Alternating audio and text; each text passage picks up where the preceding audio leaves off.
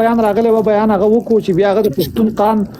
د پښتون قام کوم ردي عمل هغه وکړه. نو مولوي صاحب اقرار هم د دې خبرې وکړو چې مان ته داسې خبرې نه وي پکار او کما وم کړه خیر زمانه به غلطي شي وي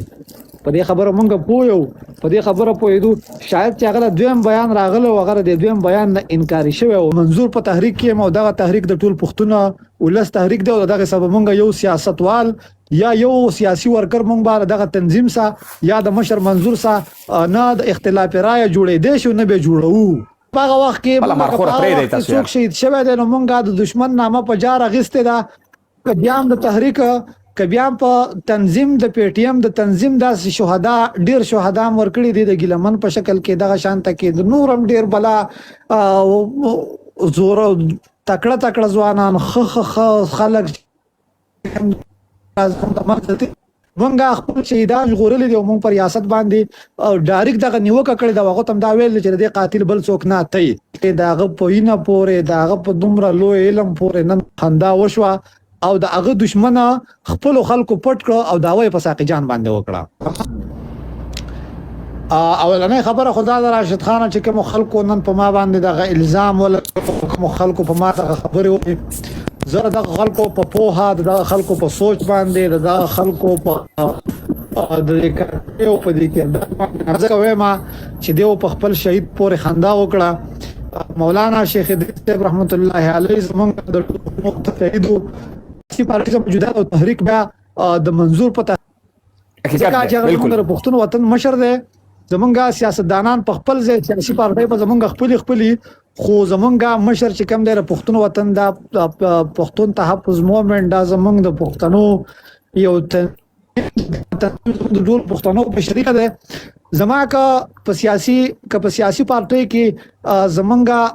په وطن کې شهدا ما خپل شهدا په وخت باندې چې ما خپل شهدا په وخت باندې غوړلې دي او ما په وخت باندې خپل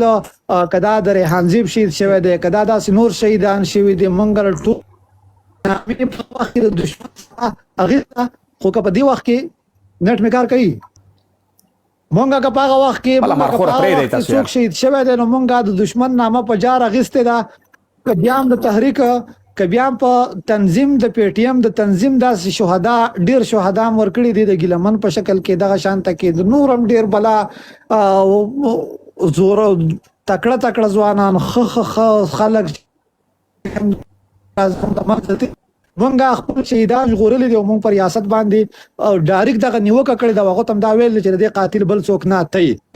خو زنه په دې خبره ډیر سخت په ما چې د یو لوی علم په شهادت پورې داغه پوینه پورې داغه په دومره لوی علم پورې نن خندا وشوه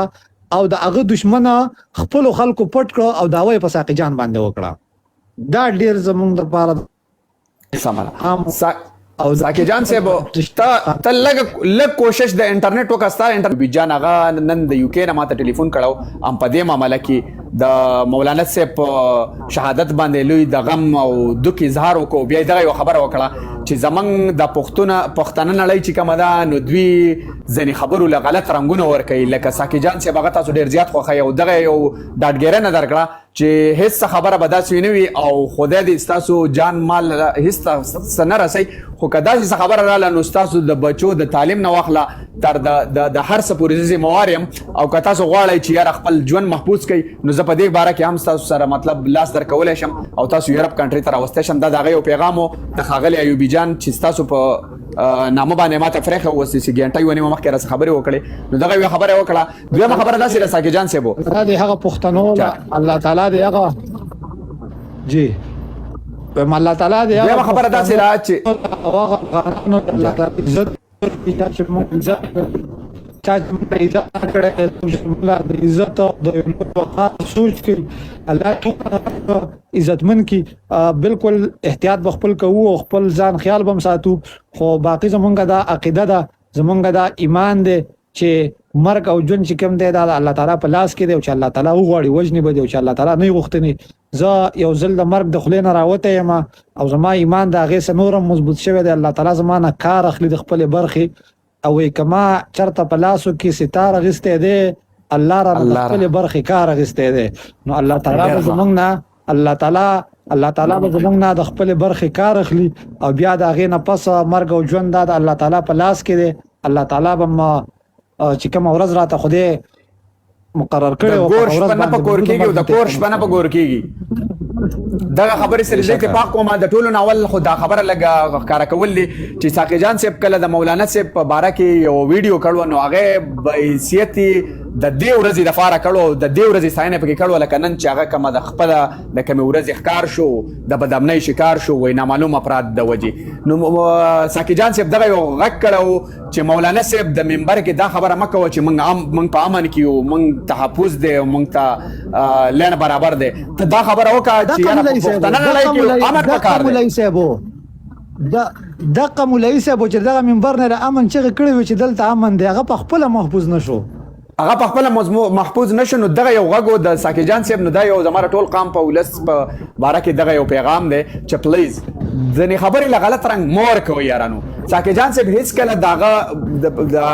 علما کرام چې دي دا د پیغمبرانو وارثان دي، د دیو په حق کې غلطه خبره هغه نه ده کړ، نه توهین کړی، نه داسې یو خبره کړله، خو یو دغه غږ یې کړی چې ستا د کم مقام دی دا منبر دا ډېر محترم او معتبر ځای دی، دا غږ د خلکو زړونو ته کوزېږي، مزغو ته کوزېږي. نو د دغه ځای نه د امن پیغام ورکړه، دا هیڅکله مه وایه. دشمن د دې خبرې نه ډېر لوی دشمن د دې خبرې پیدا واغسته. 13 ورځې را معلومه کړه، خپله خبره یې پرې وکړه، بیا یې په دویم ځل پې زما شاید زما د اندازه یا غلطه وي او یا صحیح، خو لکه کله کله د څه چې خبرې الهام په موږ باندې الله تعالی قدرتي کوي. زما چې څومره خیال و چې مولوي صاحب له 13 ورځ سرکاري بیان راغلی و، بیان هغه وکړو چې بیا هغه د پښتون قام کوم ردي عمل و هغه یې وکته. نو مولوي صاحب اقرار هم د دې خبرې وکړو چې موږ ته داسې خبرې نه وي پکار او که ما وم کړه خیر زما نه به غلطي شوي. په دې خبره موږ پوهیو، په دې خبره پوهېدو شاید چې هغه دویم بیان راغلی و هغه د دویم بیان نه انکاري شوی و. نو ځکه دا مسله اصل کې ساقي جان صاحب د یو ماشاءالله یو ریاست سره تعلق ساتو، باقاعده وطن معلوم دی، په دغه وطن کې قانون دی، دغه د ریاست کار دی او ذمہداري ده چې دغه قاتلان دی را پیدا کړی شي. داسې دی نه ورکېږي لکه کم نوم او کم شکل چې ورته په میډیا مونږ ګورو چې نامعلوم افراد. دا کېدی نه شي چې په یو وطن کې ډز کېږي او بیا په یو داسې عالم باندې نو د قاتل څنګه پټې دی شي. هغه یو شعر راته بل رایادېږي وایي چې زما قاتل په ډک بازار په رڼا ورځ ورک شي او ما تر قام په واکدارانو کې څغلا ښکاري. دا خو د شرم مقام مونږ له نه. الله تعالی په قرآن کې وایي، الله تعالی په قرآن کې وایي چې چرته ریاست بی اختیار شي نو بیا د وطن مسلې د منبر کېږي. نه په دغه ریاست زما منبر محفوظ. دا مهمه خبره ده او ډیره مهمه موضوع ده والله چې د مولانا صاحب په شهادت باندې